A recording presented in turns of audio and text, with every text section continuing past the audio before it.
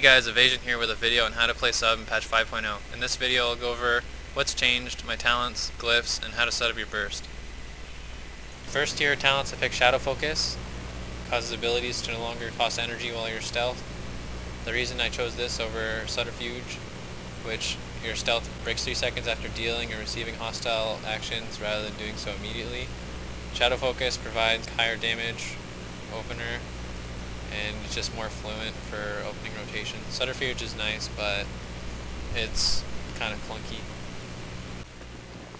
Chose Readiness over Nerve Strike and Deadly Throw because when you predict being thrown into a stun and you land Readiness, you may survive, but with the current state of the game, if you get stunned and you don't have anything as a rogue, you're probably going to die.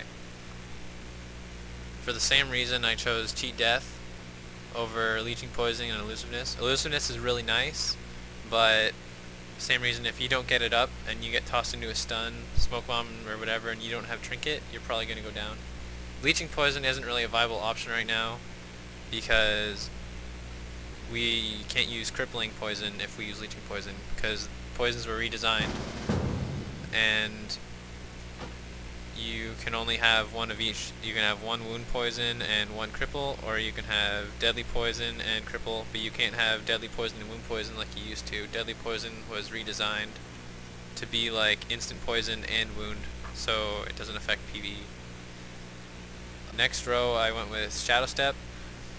Preparation's nice because you have twice the cooldowns, but Shadow Step's just overall better because if you can't get on the target, which Prep doesn't even guarantee you'll get on the target, then you're not going to be doing anything. Then I chose Prey on the Weak because when you throw somebody into a stun, everybody on your entire team will do 10% more damage to that target, and that's a huge increase.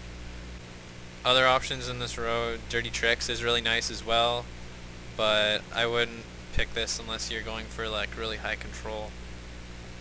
The glyphs I decided to go with are Glyph of Cheap Shot, which increases the duration of Cheap Shot by 1 second. Glyph of Blind. Your blind ability also removes all damage over time effects from the target.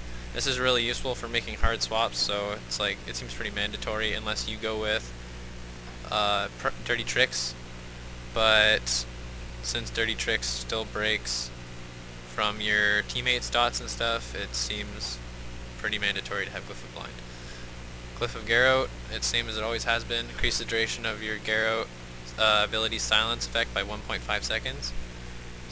This just provides more solid openers and more control for a glyph slot, so it seems worth it. And then minor glyphs aren't as big of a deal, but I have Glyph of Distract, which increases the range on Distract ability by 5 yards. Glyph of Poisons, which allows you to apply your poisons 50% faster. And Glyph of Blurred Speed, which lets you walk on water during sprint. Here I got a duel against a mage, and I'm going to open with a Garrote and a Cheap Shot, and I'm going to open with Garrote from 90 degrees on sap. The purpose of this is so that the mage can't blink, and he's forced to either Ice Block or Trinket right off the bat. If you don't use Garrote from 90 degrees, your auto attacks will go off and break the sap, and the mage will be able to Pet Nova you and run away. As you can see, my opener resulted in the mage trinketing right here, which is good because now all I have to get through to win the duel now is Ice Block. And since I got Nova'd here after he trinketed, he jumps away and I'm forced to use a cooldown or let him have advantage. So I Cloak of Shadows, and now I'm back on him, so he's going to be in trouble. I'm cloaked, I'm dancing still, he's going to take a lot of damage. Mage is taking a lot of damage and is forced to Ice Block. He cancels block to deep freeze me, but I still have Trinket. So I Trinket, and I vanish, Garrote, and with no cooldowns left, Eviscerate, and he's dead. This is a clip I had of a rogue duel, and I just like to show a good burst opener. So first off, I'm going to pre-med, slice and dice, and I'm going to open from 90 degrees with Garrote. The reason I do this is because Sanguinary Vein increases the damage you do by 20% when the target is bleeded. It's good to note that Hemorrhage Bleed does no longer affect this, so you're forced to use Garrote or Rupture. and then right before sap ends and Garrett ticks, I'm going to pop Shadow Dance and use Cheap Shot. Then I'm going to Cheap Shot, ambush to give me 5 points, then I'm going to Eviscerate, and then I'm going to ambush, and he goes down.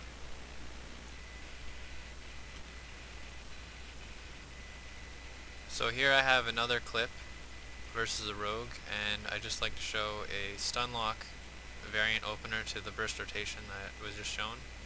So I'm going to sap, and then pre-med, slice and dice, then Garrett from 90 degrees for sanguinary vein, then dance, cheap shot, ambush, eviscerate, ambush again, kidney shot, ambush, ambush, he's dead.